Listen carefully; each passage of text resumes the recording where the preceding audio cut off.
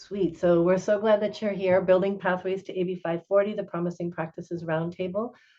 Today on March 14th, we are recording this because we want to make sure that this information can be shared with other individuals as we move forward. So I wanted to talk to you about, why some of these pathways are really important. And just by a show of hands, how many of you all have heard about 76140? This is the educational code that allows individuals to be able to take 6 units or less and pay resident fees, even if they don't have a resident. So we have a couple of hands that are coming up. If you don't know about it yet, there's more and more coming through. We'll hear about it, but I just wanted to start off with this powerful story from Luis Antonio Carrion. And let me stop sharing for 1 second because I believe I forgot to share my screen with the audio pieces. My apologies, because I want to share this quick video with you. It's such a powerful story. My name is Luis Antonio Carrion. I grew up in Zacatecas, Mexico, a place surrounded by farming lands, mountains, and trees, where being a peasant was all I could aim to be. But school changed everything for me. As soon as I learned how to read, I became inquisitive about history and books so much. So I was quickly put into an advanced program at elementary school in the capital city of my home state. Then one day, a teacher told me that I had the potential to excel and achieve anything I wanted because of my grades and attitude. As a kid with a lot of curiosity and eagerness to try, those words stuck with me. However, as a teenager, I began to receive different messages from family, professors, and friends. I faced many challenges that ultimately led me to take a different path. A path of frustration and confusion, a life of alcoholism and addiction. I had to let go of my college dreams. Sometime later, I moved to the United States in hopes of a better life, where I worked in various low-wage and physically demanding jobs. Until one day, I had the opportunity to visit California, where I met an older adult who shared with me that he was taking college classes, preparing himself to realize one of his life dreams, being a teacher. Those words shook me. A man who was much older than me was going to college? He showed me that it's never too late to start again. So in 2020, I decided to reclaim my college dream with hope, but without any education in English. I started attending adult school and taking ESL classes. Then in 2022, I got my GED, and now I'm attending community college and taking transferable classes. My goal is to transfer to Sac State in 2025 to pursue a construction management career, and after that, open my own home building company. As friends, educators, and fellow students, our voices are powerful and influential. I had people in my life who, in one way or another, encouraged me to pursue my academic goals. The next speaker, Luis Antonio Carrion, please take the stage. And today, I hope to be a voice that encourages anyone to pursue a higher education despite their circumstances, age, or status. ¡Sí se puede!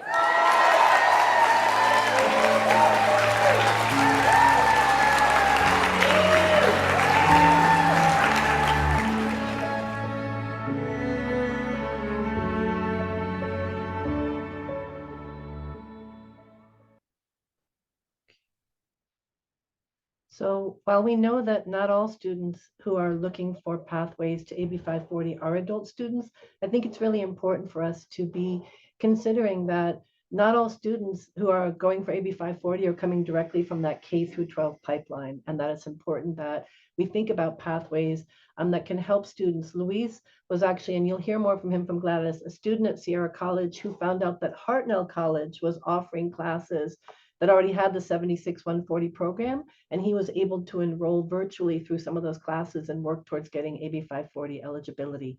So it's stories since the work that I've done from the beginning of my time with looking at the community colleges CCC Dreamers project over 5 years ago. We heard about 76140, this powerful law.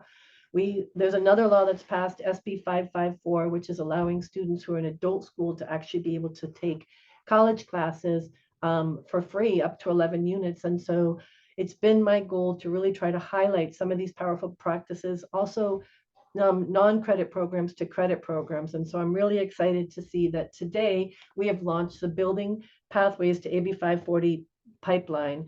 And it's a toolkit that's available on our website. We'll be sharing the link in a moment. And what it really does is talk about the building pathways overview, the benefits, and some talking points that you can use when you're talking to your administrators, task force colleagues, you know, colleague in the trenches to try to be able to increase pathways for undocumented students at your school. We have institutional solutions for non-credit programs for adult schools and for California community colleges.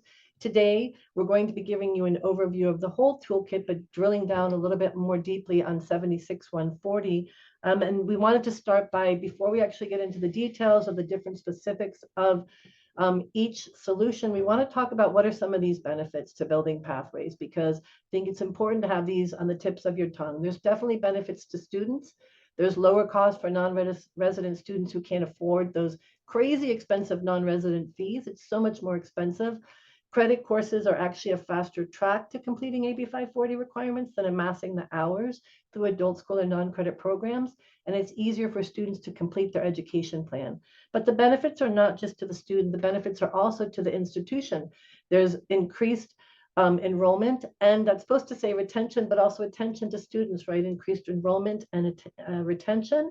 It strengthens the pathways to diverse populations, because our schools are talking about wanting to make sure that there's diversity. This is a great way to make sure that we are serving our older students, our diverse student populations. And there's additional funding. The more students who are seats in the classroom, the more funding comes to the school. And also for community colleges, if you have a student who becomes AB 540, then you actually can get more money through the supplemental funding formula. And there's really a lot of benefits to the community as well. It encourages community members to take ESL courses, increases representation of undocumented student professionals in the workforce, and then actually allows individuals to obtain CTE courses or certificates to advance in their workforce. So this is just the beginning of the amount of excellent information that we want to share with you and your colleagues to be able to make this a reality of your school if it's not already. And so I'm going to pass it now over to Gladys, and she's going to tell us about some of these, her work in developing this toolkit. Great, thank you, Nancy. So good morning, y'all. I also wanted to mention that I had previously worked at Sierra College as a coordinator there. And so during my time there, I actually had the honor to meet Luis, the student that was just featured in the video. And that's actually how I learned about Education Code 76140. You know, he met with me and told me that he was strategically attending Hartnell College and also Sierra College. So he was doing that because Hartnell College offered the 6 units for free program. That's how they, you know, kind of marketed it. And he asked if we offered that at Sierra College. And, you know, he was at a point where he couldn't, you know, he didn't really need to continue taking the non-credit courses for the ESL courses. He was at the point where he wanted to take his courses for the construction management, for engineering, and so we needed to find a solution for him. So quickly after he shared that, you know, I met with our advisory board, with our triage team to think through, you know, different solutions. And at that time, we didn't want to turn away, you know, any students. So if somebody didn't qualify for AB 540, we were going to figure out how to help them out. And so what we would do is every semester meet with financial aid and try to figure out alternative funding for them. So either HER funds, foundation funds, the AB 1645 funding, use some kind of way to, you know, support our students. And at that point, I felt like, you know, implementing policies similar to Education Code 76140 to make college affordable, truly equitable for all of our students is a top priority. And that's how I got involved with this research project. And I'm really excited to share with you all the research that we've done together. So I was working as a community researcher with Immigrants Rising to do this, and had surveyed several campuses, interviewed several community college campuses. So the information that I'm going to share with you is based off of this research, this information that I've done with campuses who have successfully implemented this education code. And you all mentioned keeping it simple, so let's start with that.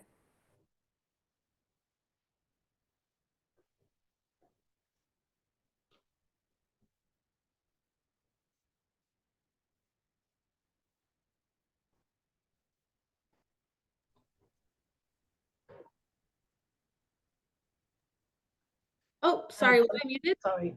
You came back. Sorry, somehow we lost your sound. Thank you. Yes, we lost Okay.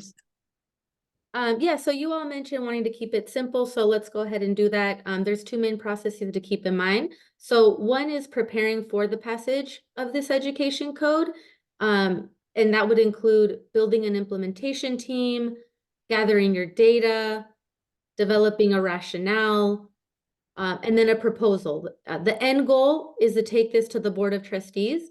In order to implement this on your campus, it does have to be approved by the Board of Trustees.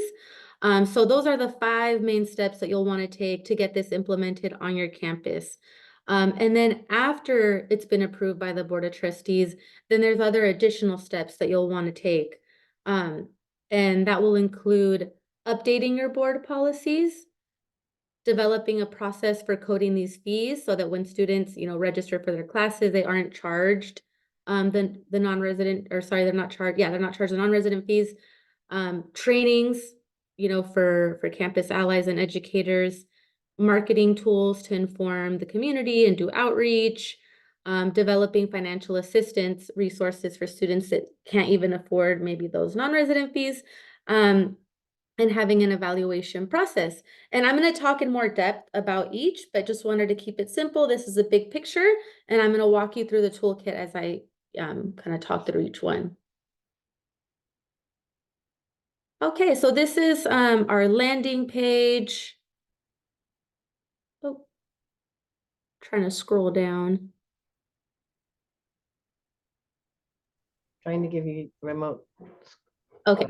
Here we are. Okay, go ahead. You should be able to have that now. Okay. Let's see.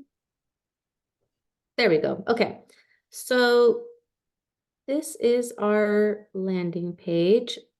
So it has the basic information that you need about what is Education Code 76140, the tuition barriers that our students face, including a cost difference. So you can actually share this with your colleagues and show them how unaffordable it would be for a student to go to college if they are considered a non-resident student, if they're classified that way.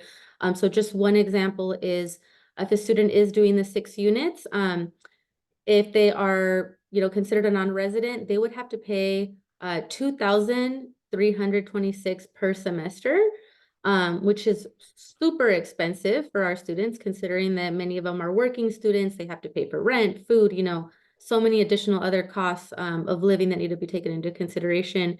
And then if they were to pay the California resident fees, it'd be $292 a semester. So clearly much more affordable. Then we outline here, trying to get this to scroll down. I don't know if I have access. I can't scroll down.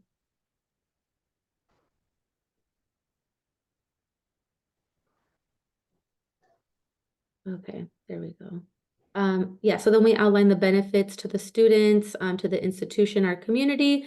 And now to learn more just specifically about how to implement this education code on your campus, you'll want to click on Solutions for California Community Colleges. Perfect. And then if you scroll down, again, talks about eligibility for this education code, and then our roadmap to implementation. So this is what we're going to focus on. So first, how to get started. Let's talk about implementing this on our campus and hone in on steps 1 through 3. So again, the end goal, perfect. I'll scroll down a little bit. The end goal here is this has to be approved by the Board of Trustees. So one of the most critical steps, and you all alluded to this, is collaboration. So you want to have a strong team. And we're going to, for the purposes of this, we're going to call it, implementation team. But you may already have on your campus like an undocumented advisory board, or maybe at some point you had a tiger team if you were working on with Immigrants Rising on that. Yep. So, you can definitely still continue tapping in on that team, but essentially you want to have an interdepartmental collaboration with folks from across all the departments with different functional roles. You want to have boots on the ground, specialists, technicians, counselors, teacher, coordinators that work directly with students. You also want to have administrators that are those trusted, advocate, administrators that want to advocate for something like this. There's several reasons why you want to have a diverse team, but mainly the purpose really is you're going to be working together to develop the strategy, a timeline, your proposals to get this approved. And then just having interviewed different campuses, the ones that were able to effectively implement this policy did have, cross-departmental collaboration. That was for sure very key. And so with the toolkit, I just wanted to highlight, if you can scroll up a little bit, Nancy. Yeah, so we have listed here tips to build a successful implementation team, and then also their roles and responsibilities. So we'll go ahead and click on that. Perfect. So again, you don't need to reinvent the wheel. Having talked to the different campuses, they really talked about what the role is of each person. So our students are really there to advocate on behalf of themselves, share with us their direct, lived experience about what's going on, the barriers that they face. We don't want this to just be, data that we're throwing out at the campuses. We want them to see this is a real life impact, that's happening on our students. And the role of our Undocu Center, supporting our students with building out testimonies, making sure that it's a safe space, supporting the leadership of our students that do want to be active and involved in this advocacy.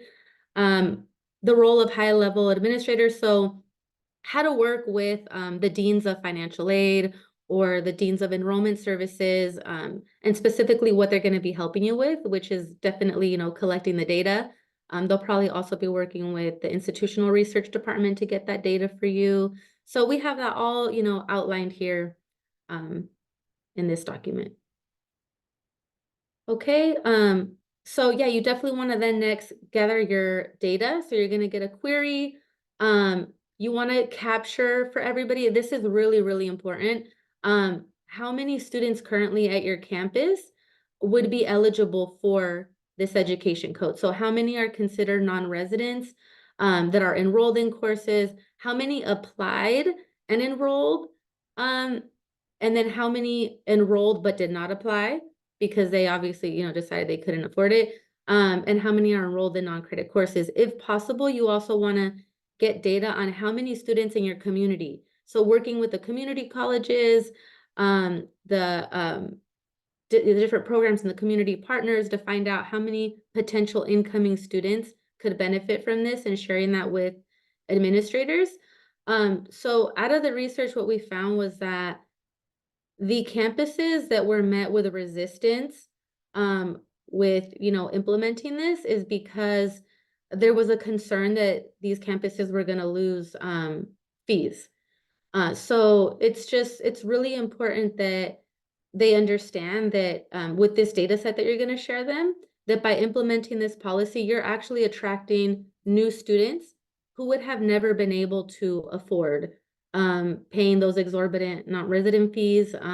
They would not have been able to enroll, or if they did, not consistently. There are those trends where you see that students enroll and then they slowly, start dropping out.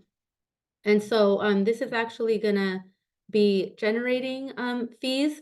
So it's important to be able to explain that to them, that they're looking at it like they're losing those the international fees or the non-resident fees. They're looking at it that way, but it's actually no, the students would not be able to afford that. There's thousands of students that are not even applying to go to a community college because of that. So what we have in our toolkit here is information on how to do that, your talking points, definition of student-centered funding formula, and the rationale. And then the last step is you want to take that over to the Board of Trustees. So you'll develop a proposal. And then if you scroll down, you will see we actually have an Airtable with proposals that community colleges have sent over to the Board of Trustees. So that's awesome. Again, you don't have to reinvent the wheel. And then if we click on Allen Hancock and resources, I'll show you an example. There's a presentation there, so you can even look at the PowerPoint presentation they did, their proposal. There's examples of graphics, that you could kind of get some ideas from. This is the proposal that they sent over to the board to consider. And then after it was approved, they had to update their APBP policy. So that's also an example of how your college can do that. Update your policies. Sweet. So we just have a couple minutes left, Gladys. Can you walk us through the other parts too? This is Yeah, definitely. Cool. So if we go back, perfect. So if you click on implementing the education code after board approval, we have several resources there. So how to update those APBP fees, working with the bursar's office, coding the student fees on the back end. We have different tips on how to do that. Setting up a case management system, and then also informing and educating the community. So doing outreach, and we have different resources listed there. And then this is an important one too, is supporting our students who can't pay these resident fees. So additional funding sources that you could tap into to help our students pay for them. Great. And then if we go back to the second landing page. Sure, just making sure too that you evaluate that implementation process, right? So once you put it into action, we heard from the other schools, like what are the enrollment trends? What's the process? How do we need to make sure that we adjust? But yeah, Gladys, great job. And then last part that you wanted to talk about too? Yeah, and then to get more like additional information on the case studies, if you click there, there's more detailed information there. Just wanted to share that with you. And we'll talk about the case studies, but just so that you know. Great.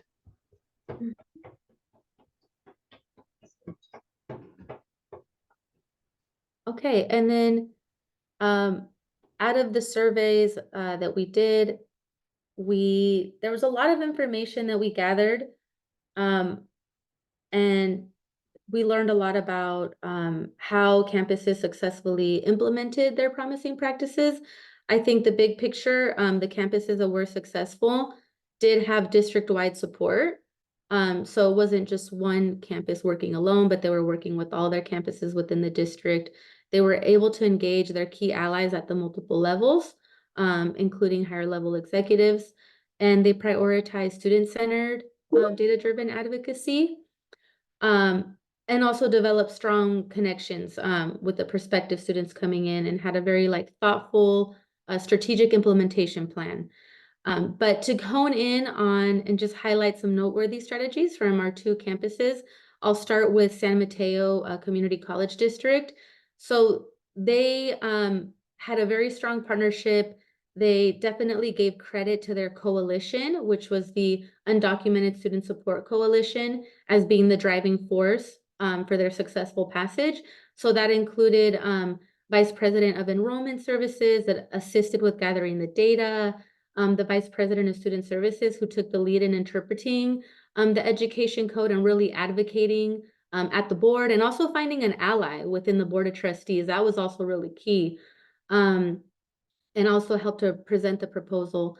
And then once it was already approved, then on the back end, they had another dean that was working with them to coordinate that implementation process on the back end and make sure that students weren't being, automatically charged the non-resident fee. And they had an outreach plan. So they worked together with their outreach team and the Undocu Center to do heavy outreach within the community. They were able to enroll 194 students across all their campuses their first semester. So they were, really working together with the local high schools, the adult schools, making sure that they were really reaching all the students that could truly benefit from this code.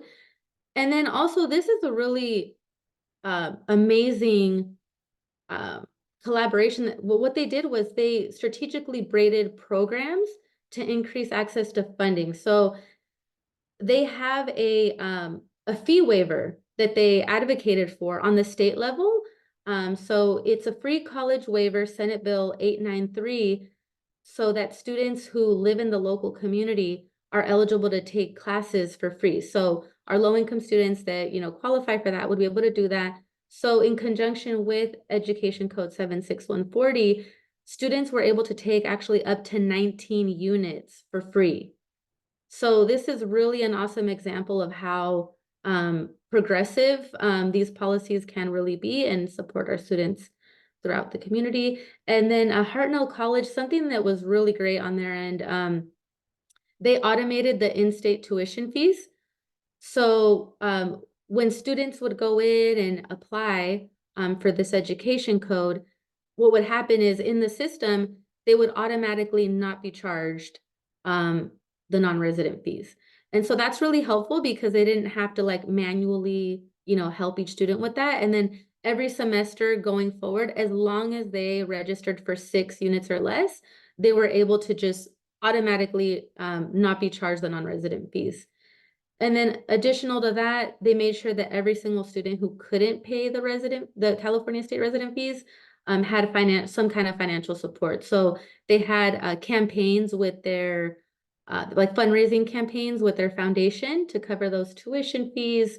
And that was really helpful so that all students were, be able to get that. And in total, they were able to support 37 students. Sweet. Thank you so much, Gladys. That's really exciting to hear. Just thank you for walking us through the toolkit. I see some great questions that are going on. I think all of you will have time to dig through the toolkit with a little bit more calma. We do have a list actually right on the toolkit, and we can get that link into the chat. But of the schools that we are aware of that answered our survey as of when it was administered last spring, and so we will share that in the chat. And then when you're asking about Senate Bill 893, that's also linked in the information on the Airtable. So all of that information is on the website. And I'm really excited now that we will be hearing from Paulina, Paulina, who is at Oasis at the community college in Evergreen Valley College District. And we're going to be able to be hearing from Paulina now specifically about their efforts and do this campus spotlight in terms of Gladys was giving us more of the overall view, and now we can hear directly in terms of from Paulina. First of all, please introduce yourself, how long you've been working there, and then tell us, how'd you first hear about 76140? Hi, everybody. So my name is Paulina Reza. As mentioned, I work in the OASIS program, which supports our immigrant students, AB 540 students, here at Evergreen Valley College. I have been in this role for 2 years today, I believe. But yeah, when I first heard about Ed Code 76140 when I started in this role, I started connecting with the previous coordinator, who luckily I was already working in a different department in this college prior to getting this role. So I was familiar with who had this role prior to me. I connected with them, and they kind of looped me in on some stuff. Specifically also about 76140. So I wanted to get that ball rolling as soon as I started here. I started the conversation right away, and the initial research that I did, of course, was reading through the Ed Code and making sure I was super familiar with it. That way I can answer any questions that came to me before going to different administrators in my college. That way I knew what the ins and outs of the Ed Code. So first and foremost, what I did was I reached out to my Dean of Enrollment Services for their help, since it would essentially go through their office. I felt it was super important to loop them in. And, luckily for me, he was super supportive and ready to get the ball rolling on this as well. So we did weekly meetings. We met weekly to discuss what we're doing, different projects, and his experience really helped me to start this process. So another thing I did was research which schools already had it. So I went on the websites for different schools, and I reached out to these schools. I emailed them, found the admissions and records office staff, found the undocumented student support services staff, and I emailed them personally, said, hey, I'm from Evergreen Valley College. I noticed that you have Ed Code 76140 already passed at your institution. We would love to pass it here. I just wanted to ask a few questions if you had some time. Not only one of them responded. So luckily I got that one response and I ran with it. So they were nice enough to meet with me and answer all of my questions. And they really motivated me to do this work, which I feel was very important because, like many of us, I am a one-person program. So I don't necessarily have that undocumented student support community here on campus. But hearing it from outside schools or even the Dean of Enrollment Services willing to work with me and push me to do this was super important because that motivation is what got this passed. So I began creating a flowchart of how this would work, how these students would complete this. So their admissions application, filling out the non-resident tuition waiver, and eventually working towards AB 540. I created the non-resident tuition waiver application, made it fillable, all that stuff. I pulled reports like how many students would be able to take advantage of this non-resident tuition waiver. I pulled our financial reports to see the cost of it because the school that I reached out to, one of their main points was the financial aspect. That was a big kickback for them. And that was honestly a big kickback from our district for me as well, the financial aspect of it. So I pulled all those financial reports, how many students we have that may be able to take advantage of this waiver. And then I created a recommendation brief for our board and then presented it to my VP and my president. So recommendation brief, girl, look at you. Good job. So gathering all this information as if we were already going to do it was what I feel helped me a lot because it wasn't even, approved. The president hadn't given me, the thumbs up, vice president either. So I created all of this like, hey, I have all this research. I have the application ready to go. I have all of these reports. What can we do with this? How can you help me to push this forward in our board? Luckily, they were also super supportive. So I will quote what my vice president said. He responded to me after reading all of my notes from the meeting with the other college, the flow chart, the application, all my reports, the recommendation brief for our board. He said rationale should include information from the notes, in particular, the questions and answers. The fiscal analysis should be included. Our board policy states that the chancellor shall establish procedures and just state that this is an important population and enrollment we are potentially losing. So that was huge because in that recommendation brief for our board, I did include all that reasoning. So first and foremost, I included that because DACA isn't processing newer applications, these traditional students that are coming in from high school, they don't have DACA, they don't have a work authorization, they don't have means to work a traditional job like other peers on campus. They don't have the ability to pay for these high prices. And I honestly told him, I'm like, look, I have a full-time job.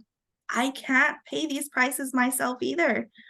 And also these students can't apply for financial aid.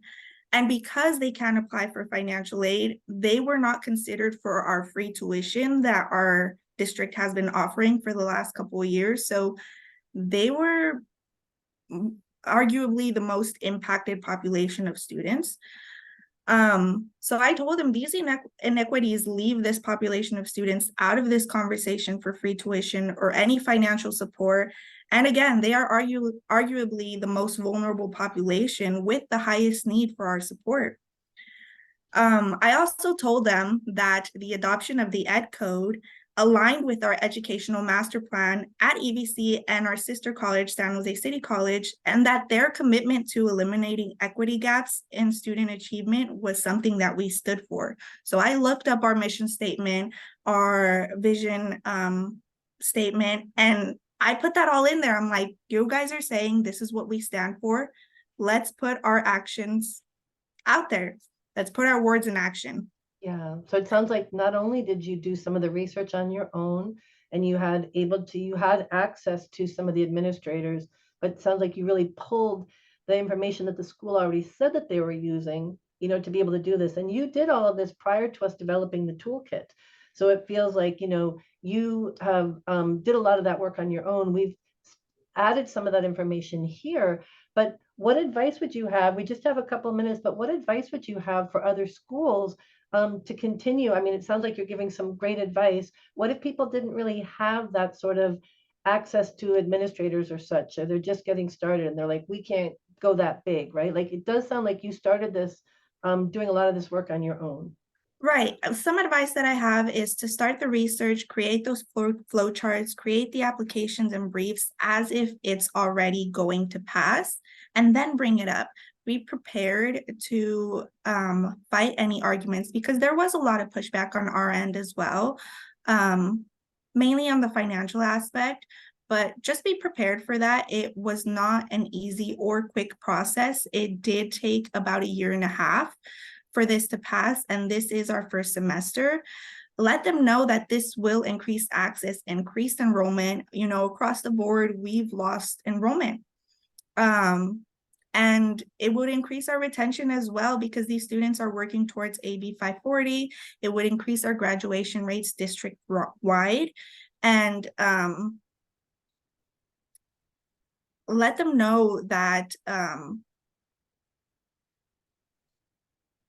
this would help a great population of students. And it sounds terrible to say, but honestly, a title holds a lot of weight. So the way I saw it is, are they going to listen to the program coordinator, or are they going to listen to the dean, vice president, and president? So Building your allies, right? It's key. Right, absolutely. So I really connected with them and tried my best to convince them this is going to bring us a lot of students. We are turning away students because of these high prices, sending them to other nearby colleges that have this waiver. Right. We're losing these students, and it's terrible, and I would very honestly tell them, I am telling these students honestly about other colleges that have this waiver already, because it's in their best interest. They can't afford it here. They want to go to school.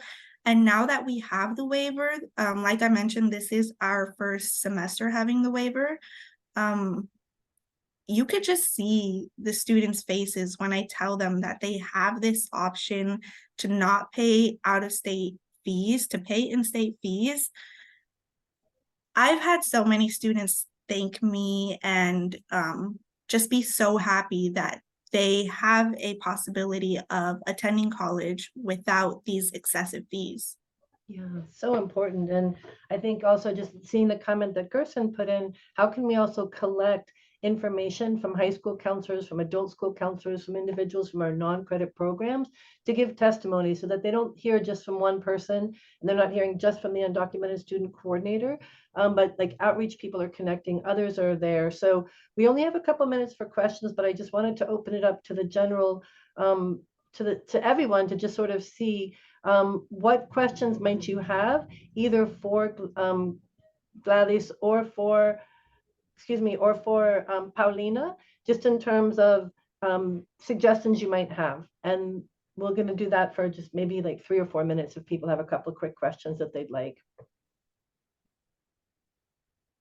I did want to note that if your deans, vice president, or president, or even all other allies are hard to reach, I've also found that your associated student government is super passionate. Try reaching out to them. It's a great suggestion, right? It doesn't have to just be from one place. Yeah. And who do you know who knows somebody? Absolutely. Gerson, did you have a question? Yes, Paulina, I was wondering if the recommendation brief that you shared with your board of trustees is part of the list of resources in the link that they shared? I don't believe so, no. Can No, it- is that something? Yeah, is But that can it I be? could share that with Nancy, of course. Thank you so much. Research brief sounds so powerful, right? Like we're giving you some of the tools to try to put pieces together, but seeing some of the proposals and others have is great. I'm wondering, are there any other bigger questions? We're going to go into smaller groups to just kind of like digest some of this information, but I'm wondering, does anybody have questions right now for either for Uh, Paulina? One more just real quick for us. There's a bit of confusion sometimes in different campuses where some think that it can be implemented in just the campus and some say that it's like district-wide. It has to be implemented district-wide. Is there a differentiation? Yeah, my understanding of it, and you both can jump in, but my understanding is because it's board approved and the board oversees the district, that it has to be approved by the board. The board might be able to say, we approve it right here, but the way that I've seen it, San Mateo Community College District, all three. Evergreen Valley College, it also is San Jose, which is part of their district. So So then if you have a multiple campus district, then a collaboration between all campuses is kind of the way to go. key, yep, is key. Yeah, and that was one of the recommendations that San Mateo brought up to us, that they worked with all the campuses because it does have to be approved district-wide. So it helps to have that coalition across all the campuses. Yeah, and I will just say too, like when I first started working with San Mateo Community College District, probably about 6 or 7 years ago, when Pamela Ortiz was there, and they were trying to pull the collaboration across. It didn't go through the first time, but they stayed the course. They built on the information. They worked with the new dean of enrollment. So we're not saying this is quick and easy, but we are hopeful that with this new toolkit, you'll have a lot more of the talking points. You'll have a lot more ability to connect across campuses to try to accelerate the process.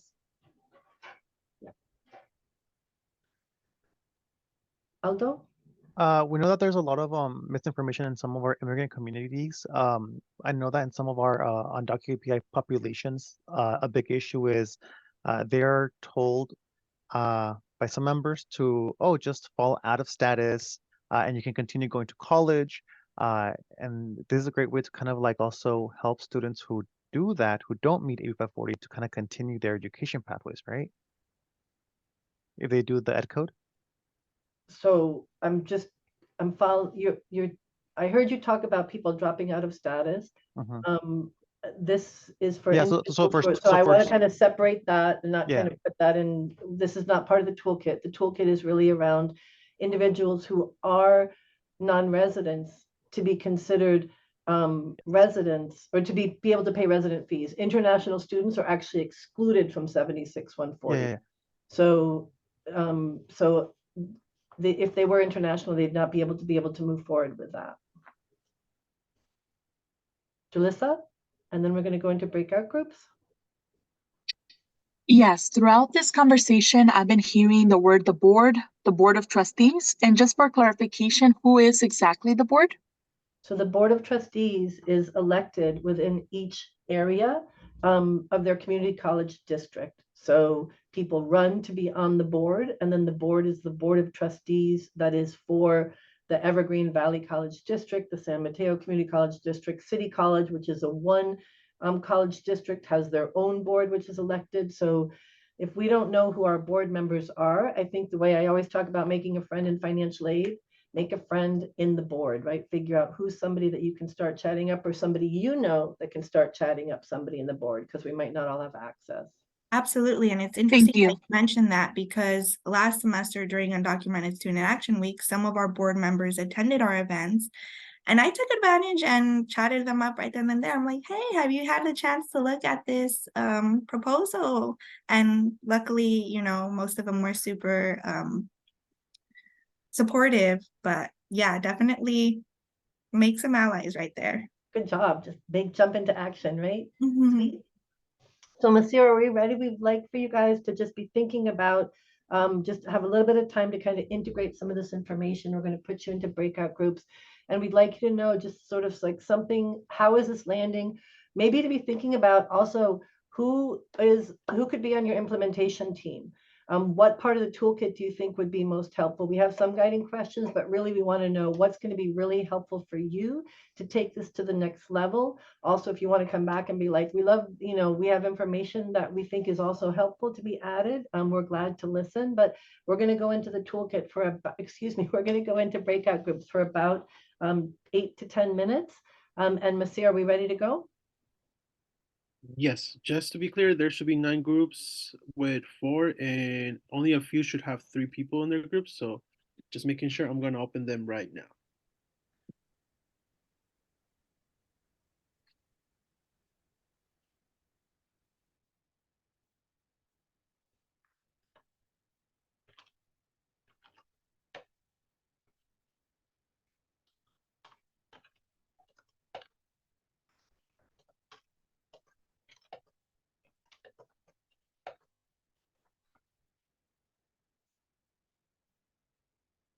Recording again. Welcome back, everyone. Welcome back. We hope you had a really good conversation in your breakout groups, and thinking about, how this toolkit can be useful for you. Who's somebody that you can grab on your, that you want to be on your implementation team? What questions do you have? So if a couple people be willing to kind of share back what came up in that conversations across campuses.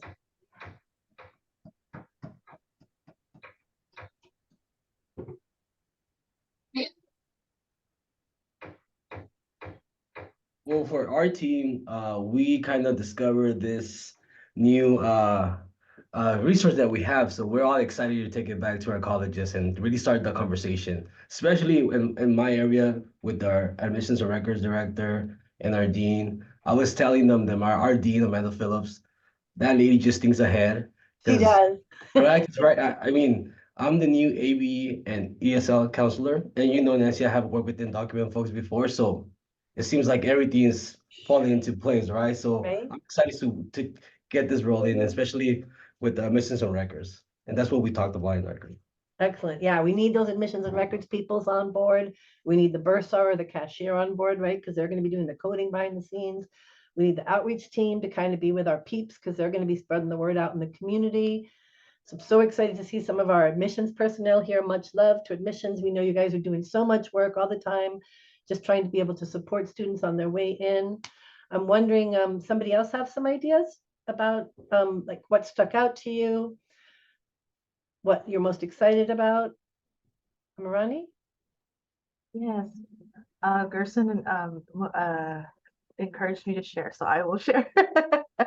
Thanks, Gerson. One of the things that we discussed in our group, just thinking about after this is implemented or even ahead of that, what would I like to explore like beyond the meeting? I think it's important to think about how we have conversations with students about, what are the considerations they should have, especially for those who are newcomer students, right? I think it's really important to know and make them feel, it's really important to make them feel comfortable and confident about their journey if they were to start, right, on the credit side. Because I think something to consider is the English language, right? And a lot of the classes will be in that language. So what can we do to ensure they have the support around them to be successful now that they can benefit from this amazing resources? So considering that when forming our teams, right? I think it's super important. Just really quickly to share, we've had a few students, Eric and I, who's also in the meeting, who are newcomer students, and a lot of the times they qualify, right? They might just need a year, and they get it done non-credit, and they come in, they qualify for AB 540 and financial aid, right? However, they rush into that decision sometimes and don't feel comfortable just yet taking those courses. And then they might not do as well, right? And then that it ultimately impacts their financial aid. And so I think it's important to be able to communicate that with students, right? We're eager, and it's coming from a good place to share the amazing resources. But sometimes, there are things that they do have to think about. And obviously we're here to support them all the way. But I think it's also important to ensure they have the support around them. Yeah, so true. Thank you so much for bringing that up, right? Because it's not just like, oh, jump in and you can do it right away. It's like, where are you? How can we best support you to get what you need? And that's why we talked more today about the 76-140, which is jumping in if you're all ready to take community college classes. But we also talked about pathways from non-credit to credit, so that you don't, sometimes you just want to get in and get those ESL classes, get your GED and be done. Could you slow it down a little bit and then take advantage of some of these other options like the SB 554 if you're in adult school and taking high school classes, to be able to get the support that you need while gaining some of the attendance requirements that you need and the support that you can aprovechar and take advantage of in the program or school that you're in. So thank you so much. Those are all great ideas. And we hope that this is just going to generate more questions. If you have resources, Paulina said that she's going to send some resources. If your school already has some resources, we'll be reaching out to the other schools to continually keep that Airtable updated. And I just want to close this out with the last few pieces of information. Thank you so much to all of you for sharing, sort of what came back to you with these pieces. I do want to remind everybody that we do have the updated AB 540 FAQ, the statewide FAQ that was just revised this February. It's online now. Masir can throw the link into the chat. And the things that are main updates is that whole integration of the AB 540 affidavit into the California DREAM Act is specifically lined out in this new updated AB 540 FAQ. There's a clarification about U visa holders at the UC and the CSU. And there's a correction. There was actually a correction. It said in there that classes needed to be completed prior to 2001. That is incorrect. That has been corrected. That information is there. And new highlight that the March updated AB 540 FAQ is going to be coming out soon. We have finally gotten the CSU to sign on. And so it's now going to be all 3 public higher education systems. So this one's updated. Go ahead and use it. But we'll be putting out some new information with the updated AB 540 FAQ with the CCC, the CSU, and the UC. So we're excited about that. We also just want to make sure that you keep up to date on our offerings. If you are already not part of our Undocu Digest, which my amazing colleague, Madeline Villanueva, sends out every 2 weeks, you should just email Madeline to be added to the listserv and make sure that you add her to your contacts so that that digest doesn't just jump into your spam. And definitely want to leave some contact information. Paulina Lee, Gladys Puente, myself, and Masir. Here's our contact information. And we forgot to put the contact information for you, Paulina. So could you potentially just throw that into the chat? We're super excited to have that information. And we do have our tradition of always closing out with one word of how you're feeling today. So if you could go ahead and do that, I'm going to just, maybe people could just popcorn those as they go or put those words in the chat. That would be great. I'm seeing informed. I'll go ahead and go. I feel a little relieved with all the great resources provided. Thank you all. Thank you. So great.